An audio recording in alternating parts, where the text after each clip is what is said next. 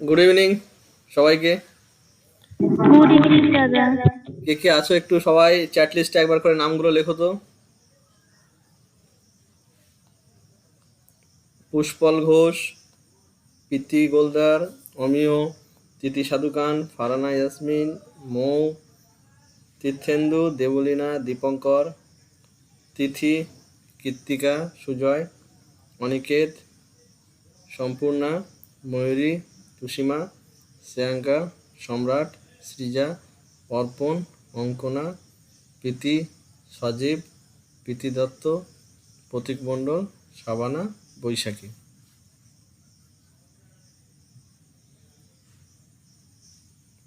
সবাই মোটামুটি অ্যাটেন্ডেন্স দিয়ে নিলে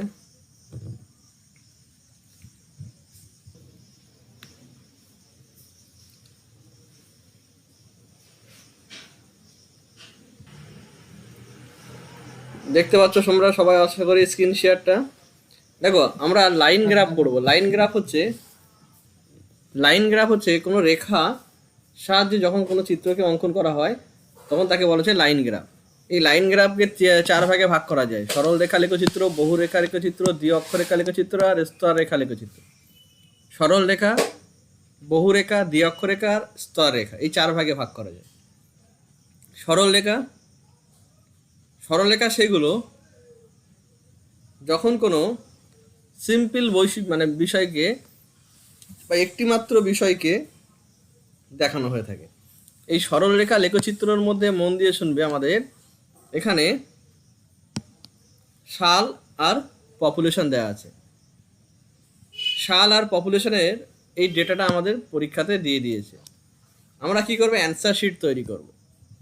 অ্যান্সার শিটে স্কেল বলে একটা কলাম করব। দেখো এখানে আমার বইয়ের 188 পেজে আছে, দেখবে এয়ার, পপুলেশন আর স্কেল বলে একটা কলাম করলাম। স্কেল ধরাটা খুব ভাইটাল বিষয় একটা। এইগুলোর মধ্যে পপুলেশন যতগুলো দেওয়া আছে তার মধ্যে সবচেয়ে বড় সংখ্যা যেটা সেটা খুঁজে বার করব। এই পপুলেশনের মধ্যে সবচেয়ে বড় সংখ্যা কত দেখছি আমরা? 121 কোটি 2011 সালের। তাহলে 121 কোটিকে আমরা 10 দিয়ে ভাগ করলে 12.1 হয়। এই 12.1 এটাকে রাউন্ড ফিগারে আমরা 10 ধরতে পারি। এই যে 10 ধরলাম, সেই 10 এখানে লিখলাম, 1 সেমি সমান সমান 10 ক্রোড়, 10 কোটি। এই 10 ক্রোড় বা 10 কোটি লিখলাম। এই 10 কোটিটাকে প্রত্যেকটাকে 10 দিয়ে ভাগ করে করে এখানে অ্যান্সারগুলোকে বসানো হয়েছে।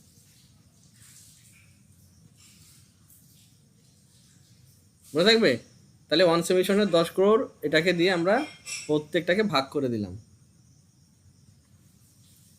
এই পর্যন্ত বুঝেছো সবাই? ইয়ার আছে, পপুলেশন আছে। এটাকে আমরা কি করলাম, স্কেল 1 সেমি সমান সমান 10 কি করে পেলাম না, হাইয়েস্ট পপুলেশনটাকে আমরা 10 দিয়ে ভাগ করেছি, অর্থাৎ 121টাকে 10 দিয়ে ভাগ করেছি। 121 এই যে 10 10 দিয়ে ভাগ করলে যে 12 পয়েন্ট সামথিং হয়, এই 12 পয়েন্ট সামথিং সেইটাকে আমরা রাউন্ড ফিগারে 10 ধরেছি। 10 ধরে আমরা এখানে প্রত্যেকটাকে 10 দিয়ে ভাগ করে করে এই লাইনগুলোকে ফিল আপ করেছি। আশা করি এই পর্যন্ত প্রত্যেকে বুঝেছো। এবার এটা যাদের বোঝা গেছে তাদের জন্য বলবো ড্রয়িংটা কেমন হবে। দেখো এই লাইন গ্রাফের ড্রয়িংটা হবে, মন দিয়ে শোনো। এইদিকে একটা লাইন টেনে দিলাম, এইদিকে 1 সেমি অন্তর অন্তর একটা করে ভাগ করলাম, এদিকে একটা লাইন টেনে দিলাম, এটাকেও আবার 1 সেমি অন্তর অন্তর ভাগ করলাম, এভাবে 1 সেমি অন্তর অন্তর ভাগ করলাম। এবার সবচেয়ে বড় সংখ্যা এখানে 121 কোটি পর্যন্ত দেখাতে বলছে, তাই আমরা 130 পর্যন্ত নিয়েছি, কেন ওই সংখ্যাটাকে তো দেখাতে হবে, তাই জন্য 130 পর্যন্ত নিয়েছি। এই পর্যন্ত আমরা পরপর সংখ্যাগুলোকে লিখে নিলাম।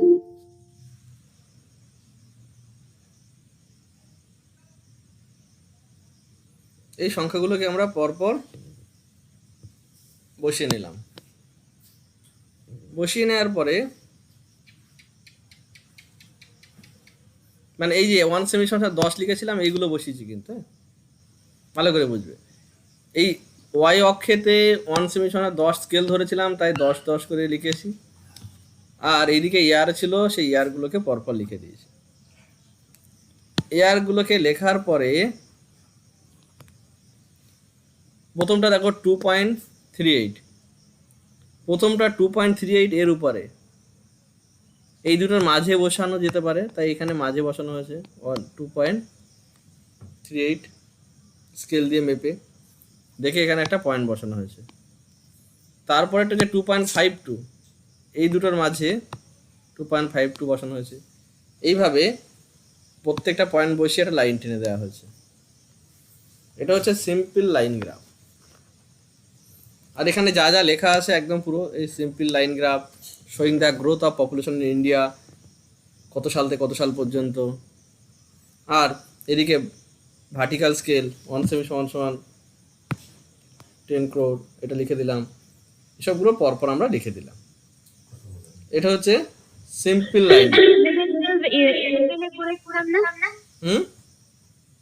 হ্যাঁ, এগুলো তোমরা ছোটবেলায় করেছো। এইগুলো 11 এ করেছি। হ্যাঁ, এগুলো ছোটবেলায় করেছিল। এটা সিম্পল। তোমাদের সিলেবাসে বলা হয়েছে diagrammatic representation of line and bar graph, তাই এগুলো আমাদের ভালো করে শিখতে হবে আবার নতুন করে সবগুলো। তো সিম্পলটা আশা করি শিখেছো। এবার আমি একটা ডেটা দিচ্ছি, তোমরা এখন একটা আঁকবে, তারপরে আমরা বিস্তারিততে যাব। এখন যে ডেটাটা দেব সেটা তোমরা এঁকে দেখাবে। এখানে দেখো, এখন আঁকবো? এখনই এঁকে দেখাবে আমাকে, তারপরে পরের পাঠে যাব। এই এক্সপোর্ট ইয়ার এই দুটোকে নিয়ে, এইটুকুকে নিয়ে একটা লাইন গ্রাফ এঁকে দেখাবে ওটার মতো করে। ওখানে যদি সংখ্যাটা না বোঝা যায়, ওখানে যদি সংখ্যাটা না বোঝা যায় তাহলে এখানে দেখে নাও ইয়ার এক্সপোর্ট। আর স্কেলটা নিজের মতো করে ধরবে, এখানে বইয়ের নিয়ম ধরে ধরবে না।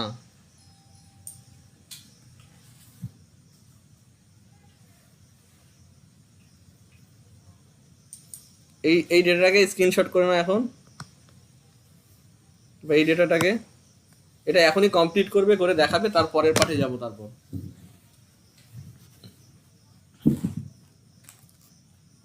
স্যার কোয়েশ্চেনটা কি টুকবো? হ্যাঁ, কোশ্চেনটা টুকবে।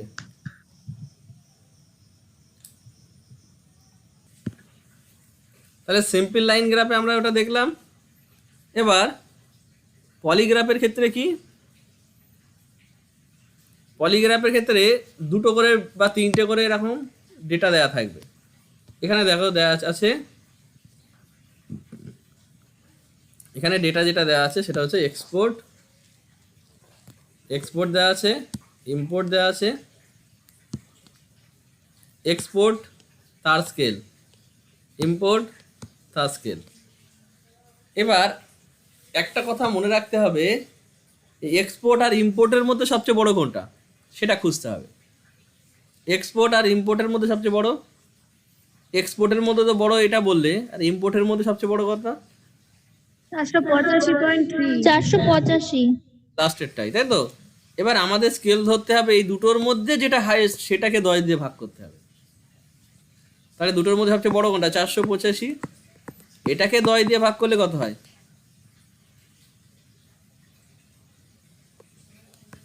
48.5। এই 48.5 কে অ্যাপ্রক্স কত ধরতে পারি? 50। 50। তাই জন্য কি ধরা হয়েছে দেখো, তাই জন্য এই ছবিতে আমি 50 ধরেছিলাম। এবার তোমার মনে হতে পারে কেন 50 ধরলেন স্যার? 0, 50, 100, 150, দেখতে পাচ্ছ এইভাবে বাড়তে বাড়তে যাবে। সেই ক্ষেত্রে দুটোকেই 50 দিয়ে ভাগ করে করে যেটা হবে, যে লাইনটা হয়েছিল সেই লাইনটা এইভাবে বসিয়ে দিলাম পরপর।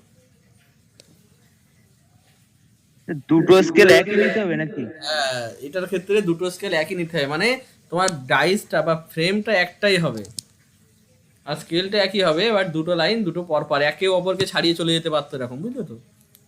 পলিগ্রাফের বৈশিষ্ট্য হচ্ছে একে অপরকে ছাড়িয়ে চলে যেতে পারতো, এরকম ওরা উপরে উঠে যেতে পারতো, একাধিক থাকতে পারতো, এরকম 3টে 4টে যতগুলোই থাকবে। শোনো, এখানে দুটো ডেটা দেওয়া আছে, যদি 3টে দেওয়া থাকতো কি হতো জানো? 3টের মধ্যে সবচেয়ে বড় যেটা সেটাকে 10 দিয়ে ভাগ করতাম, করে আমরা স্কেল কনভার্ট করতাম। আর ড্রয়িংটা একদম সেম ওটার মতো, এখানে একটা ইন্ডেক্স করে দেবো, এটা ইম্পোর্ট এটা এক্সপোর্ট, বুঝলে কিনা বলো এবার? ওই যে দুটো কালার, দুটো আলাদা আলাদা কালার দিয়ে দেখাতে হবে তো, বলো দাদা এটা? এটা দিয়ে দেখাতে হবে, একটা ইম্পোর্টের কালার একটা এক্সপোর্টের কালার। আর যদি সেম কালার দিয়ে দেখাও তাহলে একটা ডটেড লাইন একটা ডাইরেক্ট লাইন, ঠিক আছে? বোঝা গেছে? হ্যাঁ, আরেকবার একটু বুঝিয়ে দেবেন? হ্যাঁ, ইম্পোর্ট আর এক্সপোর্টের মধ্যে সবচেয়ে বড় যে সংখ্যাটা ছিল তাকে 10 দিয়ে ভাগ করেছি, মানে আগে প্রথমে লিখে নিয়েছি ইম্পোর্টের জায়গায় ইম্পোর্ট, এক্সপোর্টের জায়গায় এক্সপোর্ট, এবং স্কেলগুলোকে ধরে নিয়েছি। কিভাবে? আরেকবার ভালো করে বলছি প্রথমের মতো। প্রথমে দেখো, এটা প্রশ্ন দেওয়া ছিল, এটা প্রশ্ন দেওয়া ছিল, এয়ার ছিল, এক্সপোর্ট ছিল, ইম্পোর্ট ছিল। এয়ার বসিয়ে নিলাম, এক্সপোর্ট বসিয়ে নিলাম, ইম্পোর্ট বসিয়ে নিলাম, দুটোর মাঝে একটা করে স্কেলের কলাম করে নিলাম, দুটোর মাঝে একটা করে স্কেলের কলাম করে নিলাম।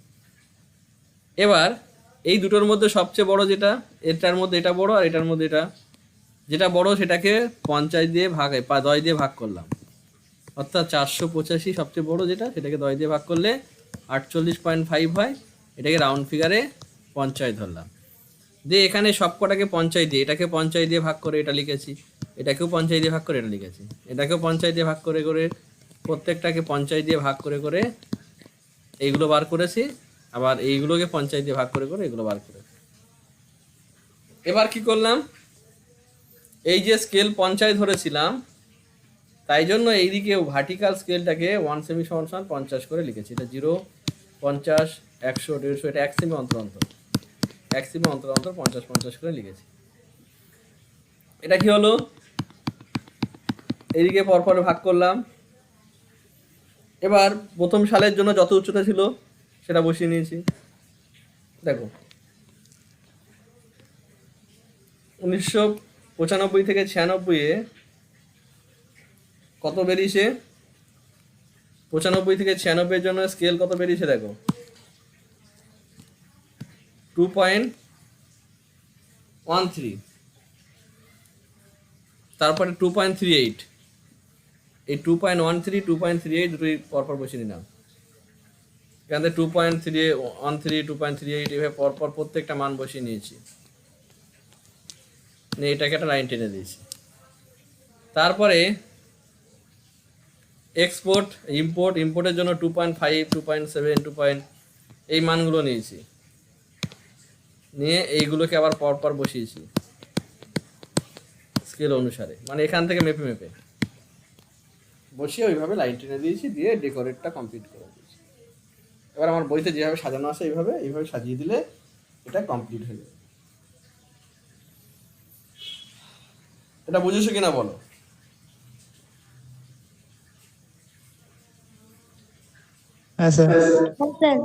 এবার হ্যাঁ স্যার। আমি একটা ডেটা দেবো, স্ক্রিনশট করবে এখন। হ্যাঁ,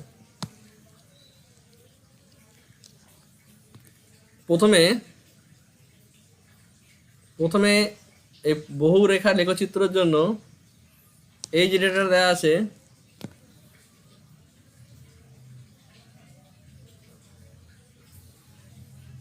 বহু রেখা লেখচিত্রের জন্য এই যে ডেটাটা দেওয়া আছে সেটাকে ডিটো করবে।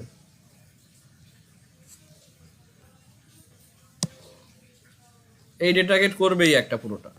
কোনটা স্যার, একটু বইয়ের পেজ নাম্বারটা বলুন। 189। তারপরে কি করবে মন দিয়ে শোনো। হ্যাঁ, তারপরেরটা কি করবে শোনো, তারপরেরটা এই প্রথম দুটো ঘর বাদ দিয়ে এই পর্যন্ত একটা করবে, এটা স্ক্রিনশট করো, এই লাস্টে দুটো ঘর বাদ দিয়ে এটা স্ক্রিনশট করো, এটিকে একটা করবে, স্কেল চেঞ্জ হয়ে যাবে কিন্তু। হ্যাঁ, স্যার এখন করবো তো?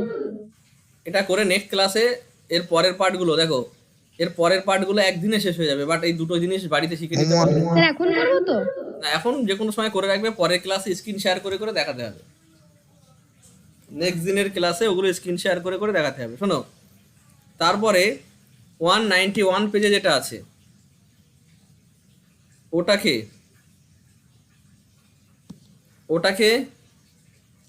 এটা কিন্তু অ্যাকচুয়াল প্রশ্নটা আলাদা, বাট তোমরা করবে কি এই ডেটা দিয়ে, এই ডেটাটা দিয়েই তোমরা করবে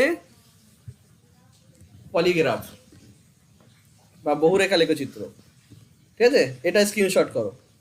এখানে কিন্তু এই ডেটাটা ভুল আছে, মানে এই ক্যালকুলেশনের প্রসিডিওরটা, মানে এটা অন্য জিনিস করা হয়েছে, বাট তোমরা শুধু ডেটাটা নেবে এখান থেকে, এই কোশ্চেনটাও কমপ্লিট করবে, করে এই কটার ছবি সুন্দর করে কমপ্লিট করবে। আমি এদের ব্যাখ্যা সেই দিন সুন্দরভাবে করে দেব।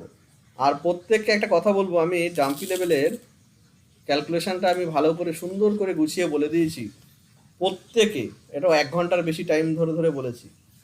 প্রত্যেকে ওটা দেখে মানে খাতা পেন নিয়ে বসে লাইন টু লাইন ধরে ধরে করে প্র্যাকটিস করবে, তারপরের ক্লাসে বাকিটা যেগুলো বুঝবে না সেগুলো বলবো আমি। মনে থাকবে আমি যে ভিডিওটা পাঠিয়ে দিয়েছি তোমাদের, ওটাকে প্রত্যেকে লাইন ধরে ধরে ডাম্পি লেভেলের ভিডিওটা দেখলে কোনো জায়গায় প্রবলেম থাকবে না। বোঝা গেছে? স্যার হুম, স্যার বলছি সিম্পল লাইন গ্রাফের কাজটা তো দেওয়া হলো না। সিম্পল লাইন গ্রাফের কাজ হচ্ছে লাস্টের যে ডেটাটা দিলাম না, এই যে লাস্টের যে ডেটাটা দিলাম, তিনটেকে একবার ইন্ডিভিজুয়াল সিম্পল লাইন গ্রাফ করবে।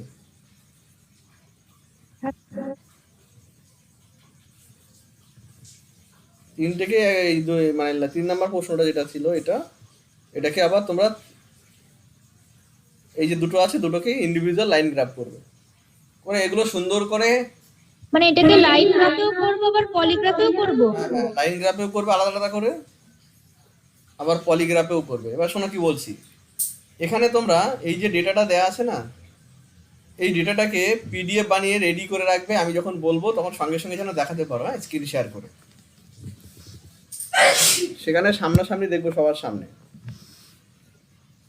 আবার আমাকে পাঠিয়েও দিতে পারো, কোনো সমস্যা নেই, কিন্তু ওটা দেখবো ওই দিন সামনাসামনি।